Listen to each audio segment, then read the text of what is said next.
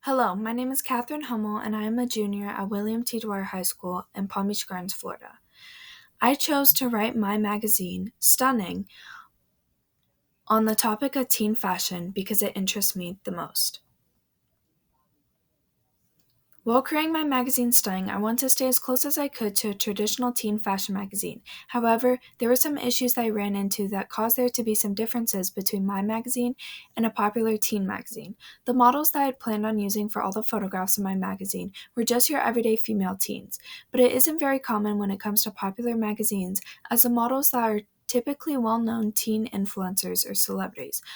Another difference in my magazine is the viewpoint, as it is based off of everyday teens showing off their fashion, as well as where they get their inspiration from, while popular fashion magazines are using influencer and celebrity models to show off their fashion ideas to influence those reading. By making my magazine this way, it creates a completely different perspective when it comes to the fashion industry, as you are able to hear from everyday teenagers that have a passion for fashion, as well as how fashion is different between them and these well known teen fashion advocates. With all this, I'm definitely challenging conventions, as it is not like your typical fashion magazine, with the use of models everyone knows the name of or expensive fashion throughout.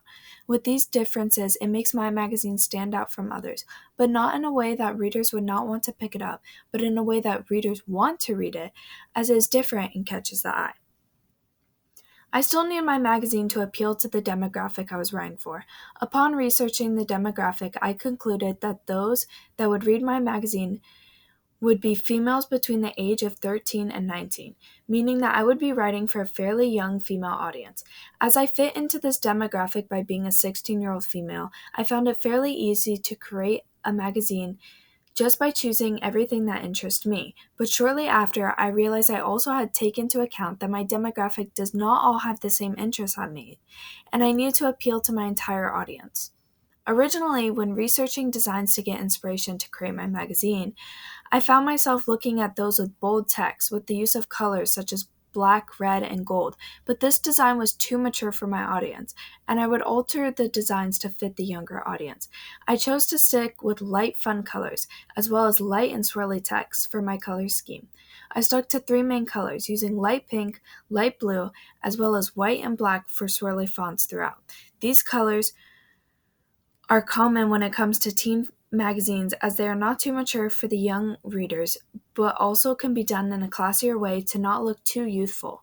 By using these distinctive colors and swirly fonts at a quick glance, I want those to be able to tell that my genre as a magazine was my target audience, would feel drawn to it and hopefully buy it. I would not only make my magazine available in physical copies that could be attained in your local shops, but also online, as my target audience is teenagers who are very involved with internet and social media. By making my magazine available both physically and digitally, it reaches all of my audience, as the younger side of my audience might not have personal access to read it and therefore can read it physically, and those who are highly involved with the digital media can access it online, making my magazine available to everyone and gaining more publicity.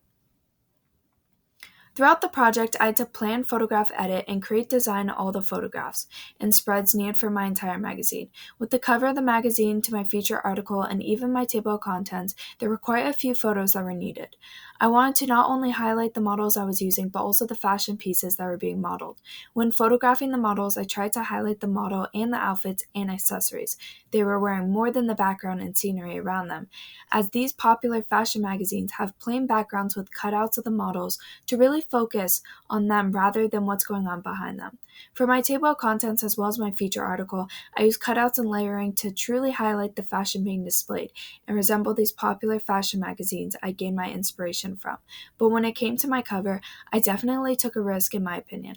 I chose to use a photograph of one of my models on a balcony with a beautiful sunset skyline behind her. This isn't common when it comes to my genre of magazines, as the background is typically plain or solid to really focus on the model. However, the skyline worked out perfectly, as the sunset presented the colors of pink and blue, which are the ones I wanted for my color scheme, and I was able to tie it together in the cover. Overall, creating exactly what I had envisioned in the software I used to edit and format everything, this is where I struggled the most. In order to create everything I wanted, I needed to use multiple websites and programs that I had absolutely no clue on how to navigate. I had envisioned how I want everything to look even before starting my magazine, but when certain things weren't adding up perfectly, I began to rely on these websites and programs to fix them, and it was difficult when I didn't know how to properly navigate them. For example, the lighting for some of the photos were too dark for my liking, and instead of retaking the photos because models weren't available, simple edits like lightening the photos took longer than anticipated because I was new to a lot of it. Another difficulty I had was cropping and resizing the images to fit where I needed them. For example, I had a photo of a model lightening her outfit, but it wouldn't fit where I had intended it to go. But with some program manipulation, I was able to crop out some of the unnecessary background while still keeping the image as real as possible. After practicing and manipulating the programs and photographs began to get more confident and I was achieving the results I had hoped for in the beginning. Editing photographed such as cropping, resizing, and cutting out items not only became a quicker process, but made my magazine look more professional as there were no unnecessary objects or backgrounds present, and everything fit on the pages correctly.